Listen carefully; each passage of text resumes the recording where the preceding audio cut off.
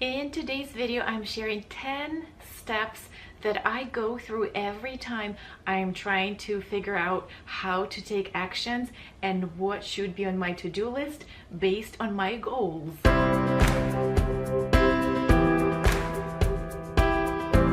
Hello, if we have not met before, my name is Yana. I'm married to Will and we have 2 little boys. I'm a mom, a wife, a wedding photographer, a business owner, and I have a pretty busy life. I have a lot on my plate and I succeed at some things and fail at some, but I do have my goals in life and I try to be as productive as possible and try to accomplish as much as I want. So here on this channel, I share my productivity tips, my motherhood, life, home ideas, thoughts, experiences.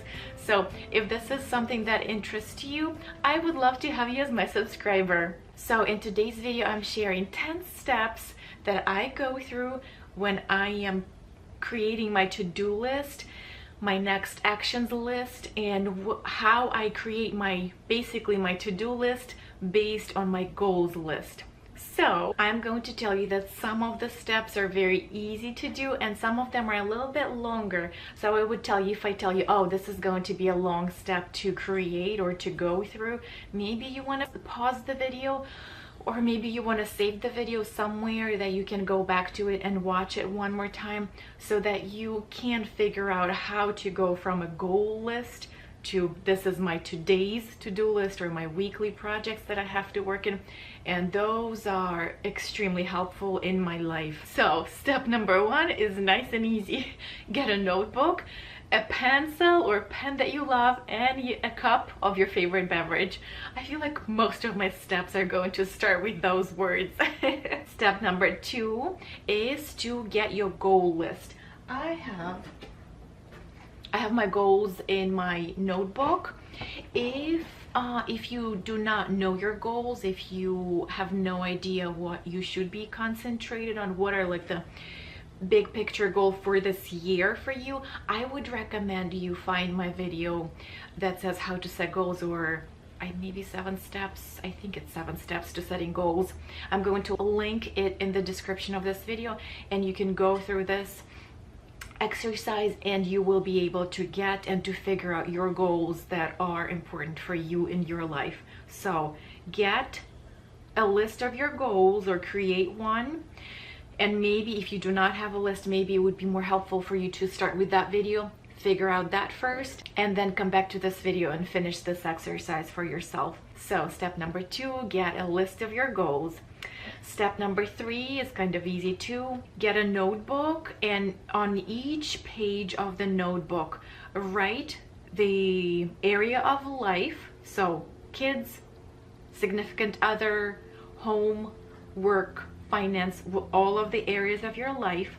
And then underneath your area of life, write down your goal that you're going to take from the list that you have, so that you have it right in front of your eyes for whenever you're doing that exercise.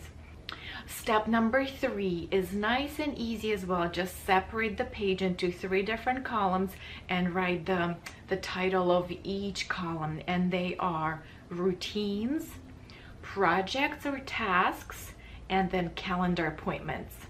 Step number 5 is kind of a longer one, so maybe after I tell you what it is, maybe pause the video. So start filling out those columns with anything that comes to your mind. So this is basically your brain dump for that area of life and that particular area of responsibilities. Don't try to stop your brain from putting something on there, because it is better to just let it go and write everything that is in your mind. And for some of the more complex pages, I even separate the page into a few sections, like horizontally. So let's say if it's my work area of life, I have my wedding photography subsection, and then I'm going to have my floral stock photography subsection, and then my YouTube as my subsection too, so that all the projects and routines and all of the things that I want to work on will be somewhat separated, and there will not be a blob of just a lot of to-dos and a lot of projects that can be a little bit more difficult to organize. and can be a little bit more overwhelming. So just go through every area of life and do not split them if you don't have to. Just split them as much as necessary, but as little as possible, because the less granularity you have, the easier it is for your brain to handle.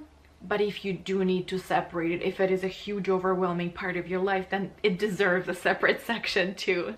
So step number 6 is, once you have all of your pages filled out for every area of life, now you're going to work on your routines. You are going to go through every page and you're going to pull out the routines column onto a separate page, and you're going to write out all of them as a separate thing, because routines are a very different thing than your projects. And what I did for myself is that on that one page, I created, again, 3 columns, which is daily routines, weekly routines, and monthly. And I just wrote down everything that I had on previous pages. So for my daily routines, I wrote down social media posts for my photography business, social media posts for my floral stock photography business, a phone call to my mom, clean the dishes, hug my kids, feed my kids, shower my children, read book with my children, vacuum, exercise for myself. So basically everything that belongs to daily routines is going to go on that first column for daily routines. And then you just go through every routine on every page and you figure out where it belongs, daily, weekly, or monthly, and you just separate them. And after you have that nice list of routines that you believe truly that is going to support your life, support your health and everything in your life, you're going to go and create the habit trackers or the routines trackers that are helpful to you. And it will depend on what kind of media you're using. If you're using Evernote, Google Documents, your phone with a notes section, or you actually have a bullet journal and you have separate spreads for the routines and the way you're going to mark them off and track that you're actually taking care of them. Or maybe you want to print it out and hang it in front of your desk, in the kitchen, on the refrigerator, wherever your comfort zone is, whatever is easiest for you to see it all the time, that's what you need to do. The next step is number 7. You are going to look at your calendar appointments section, and you just going to put all of their appointments, all of the important dates onto your calendar so that you don't forget them, you don't lose them, and you don't miss them. If it's a calendar appointment that is not yet set, so you just wrote, I need a doctor's appointment. If you still do not have a date, put this on your tasks or projects list and like your to-do list, and then you will have to take care of it, and only then you're going to put it on the calendar. Step number 8 is a big one. I would think it's a big one for everyone. You are going to create a projects list of all the projects. Choose a media that is easiest and most convenient for you. And the key word here, easiest, because if it's difficult for you to look at, to look it up, if it's difficult for you to manage, you will not be looking at it as much as you have to. And just choose whatever is easiest for you. For me, I have recently figured out that having it in digital mode, and to be specific, Google Documents is easiest for me to pull out and manage and have it on all of my devices. Paper is wonderful. I love paper, but I was finding it overwhelming and a little bit redundant for myself. So I use paper a lot for my weekly and daily projects, but not for my projects list because there's so much on it. So I am just going through every area of life. I just put the title on work, and I just list all of the projects and all of the tasks that have to be done for work. The next one is kids, and I just list all the projects. So basically I end up with a pretty big document of all the projects that will have to be done. Step number 9 is going to be for you to go through your projects list and look at the most important projects and projects that must be done this month. And you're going to write them out on your monthly page. In my planner, I have a monthly layout where I see my monthly projects and appointments, like a month at a glance, and I just write out a list of all the things that I want to work on this month. And I would say don't only choose the things that must be done, but also think about what is the most impactful in your life, what is going to make the biggest difference, and put something on your list that excites you so that you also have a little bit of fun in your life and that you're doing things in balance and you're enjoying your life on one side and you're getting things done on the other side as well. And now to step number 10, and the final one is that you're going to look at your monthly project list and you're going to choose what you have to work on this week, this coming week. There are a few things that must be done this week, so you're going to assign calendar appointments to this week and to the weeks that are coming up 2-3 weeks ahead. Make sure that you look at least 2 to 3 weeks ahead, because there might be birthday parties to plan for you and your children, or birthday parties to attend that you might need to purchase a gift or purchase certain supplies that will be necessary for you, or there might be things like the documentation that you have to prepare for something. So make sure that you're looking at least a few weeks ahead. So put the calendar appointments there, put the must do and time related projects onto each week that is coming up, and then fill in the rest of the week with the projects from your monthly projects list to make sure that those things are done in a timely manner and that you're not overwhelming yourself in the last week of, let's say, January or like July or whatever, so that you're not coming to the end of the month and you're like, oh my goodness, I have not done anything this month, even though I felt busy, because you will find something to do no matter what. So make sure that your to-do list is full with projects that you have to work on and don't have to think about them. You just have to look at the list. Okay, this week, these are the projects I need to work on. And on this day, I potentially could choose to work on one thing or another. And in my personal life, I cannot currently assign projects for every day because I have 2 little children and sometimes they get sick and I just need to hold them and cuddle them, and there will be very few things accomplished on that day. And some days they nap well, they feel good, they can stay quiet for a little bit, so I will get done a lot. So for me, it all depends on how the day goes and what is happening in my life and my children's life.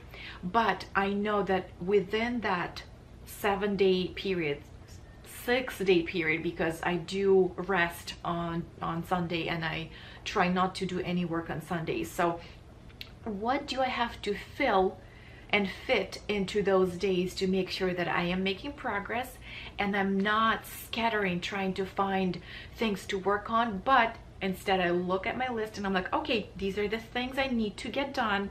What do I feel like doing right now? What can I do right now? And then I just pick the item and I start working on whatever I can. And here you have it. You have a routines list, a daily routines list that you have to follow, because routines sustain your life and they keep everything healthy if you do them regularly. And then you have your weekly and monthly routines that you have to fill in as well throughout the weeks and your days and month. And then you also have your weekly projects list that you have just created, and you're just going to look at your weekly projects and start getting them done. And once 1 week is over, review what have you done, what you were not able to do, and then just transfer it to the next week. And then look at the calendar appointments and fill in extra projects onto your next week and keep working. And remember that you don't have to get discouraged if something doesn't get done. This is life. Life is not perfect. You cannot get done everything that you want to get done. But as long as you're making progress, this is the most important part, because if you are building up your life, this is what matters. And even if sometimes you have the days that you cannot work on something and you feel like you sliding down the hill, that's okay. You just stand up again and you keep going. Look at your project list. Go through the brain dump again. Make sure that your head is nice and empty and you can move forward. Okay, please go 1 minute. I'm almost done, okay? And I have a bonus tip for you as well. Put a day on the calendar, weekly review day. I do this on Sundays because I feel like it's the most convenient for me to do it, and I have a little bit of the downtime on Sundays. So I would just tell you, sit down and review your week and plan your week on the same date, because you then know exactly when you will have that refresh, and you will have time to actually review and analyze and make sure that you are able to see what is happening in your life and what potentially has to be slightly changed, where your direction might need to be changed a little bit. So I'm going to tell you, choose a day and put it on the calendar for your weekly reviews and weekly planning. I hope this video was helpful to you. I hope you found it very inspiring, and at the same time it was good set of instructions for you to help you figure out what exactly you need to be working on and how to make good progress on your goals. If you have any questions, feel free to leave them in the comments below or reach out to me on social media. I would love to see what you are thinking about your goals, how to make progress on them. The best compliment you can give me would be a like, and I will see you in my next video. Bye bye.